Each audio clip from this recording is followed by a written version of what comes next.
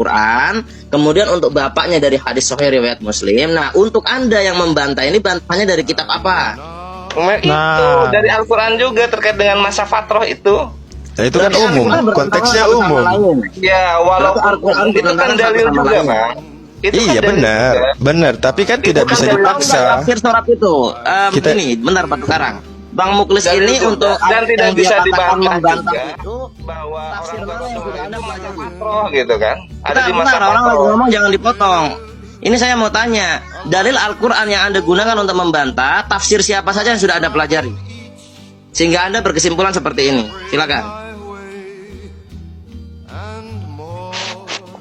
Ya kalau yang ada di tafsirnya kan dari tafsir Ibnu Kat logikanya gini, ketika yang bertanya ini datang lalu Nabi mengatakan terkait orang tuanya. Nah, orang tuanya itu hidup di masa kapan? Apakah dia meninggal sebelum Nabi diutus atau setelah Nabi diutus? Kan jadi balik bertanya seperti itu. Ini dia yang menjadi perbedaan pemahaman tuh begitu, karena ya, artinya berarti jelas itu meninggal. Lain lagi kalau memang orang tua Nabi meninggalnya setelah masa kenabian Nabi Muhammad, itu lain cerita. Ini masalahnya orang tua Nabi, ayahnya. Karena tidak mendapat dakwah dari Nabi maksudnya. Oke, kita kembalikan ke Amr bin Luhai.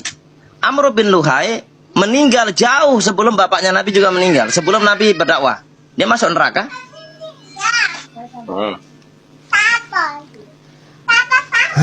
Gimana?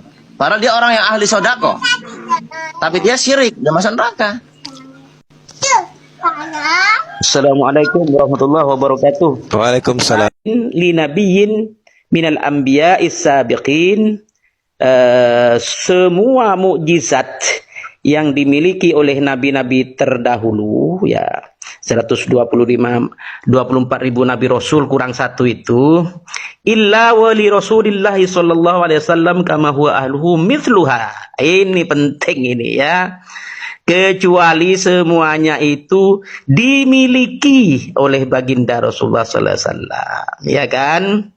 Wa awridu wa urida alaihim an min ayati Isa ihya al mauta, dan seterusnya, ya kan. Jadi pendapat bahwa baginda Isa alaihissalam pernah menghidupkan orang sudah meninggal. Demikian juga baginda Nabi ya menghidupkan 3 sosok yang sudah meninggal, ya. Siapa itu? Ayahanda Sayyid Abdullah Adzabi Ats-Tsani, ya, dan Sayyidah Siti Aminah binti Wahbin Al-Quraisyiyah, dan juga pamanda tercinta Sayyidina Abu Talib Al-Quraisy, ya kan. Siapa yang berpendapat seperti itu?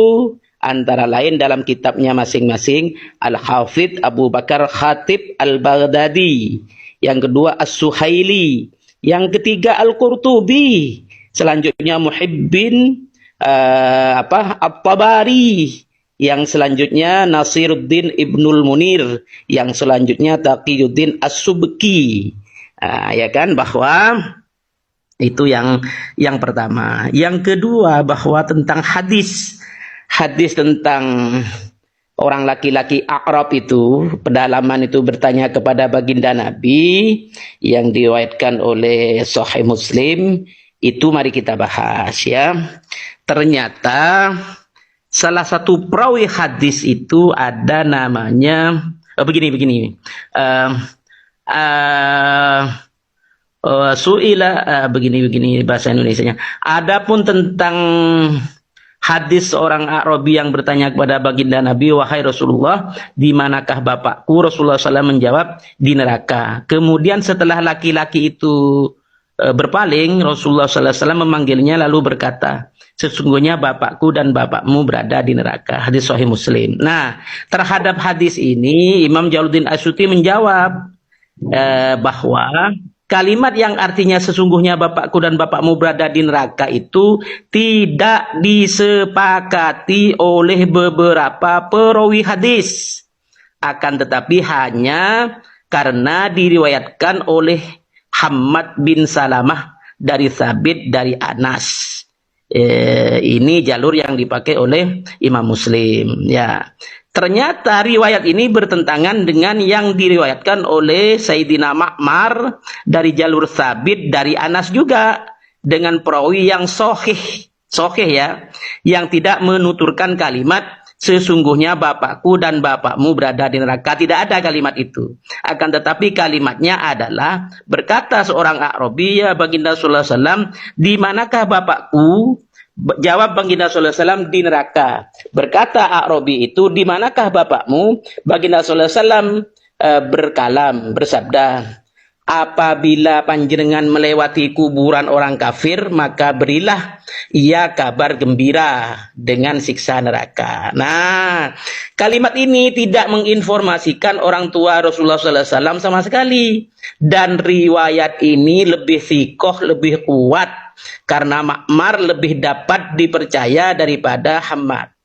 Karena pada riwayat hadis yang lain, banyak yang diingkari oleh Hammad.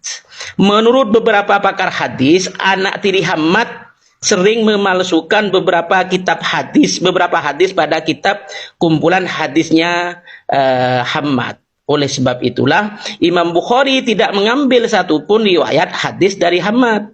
Dengan demikian, yang dapat dijadikan acuan adalah kalimat riwayat Ma'mar, bukan Hammad. Di samping itu, jawaban Rasulullah pada riwayat Ma'mar lebih tepat.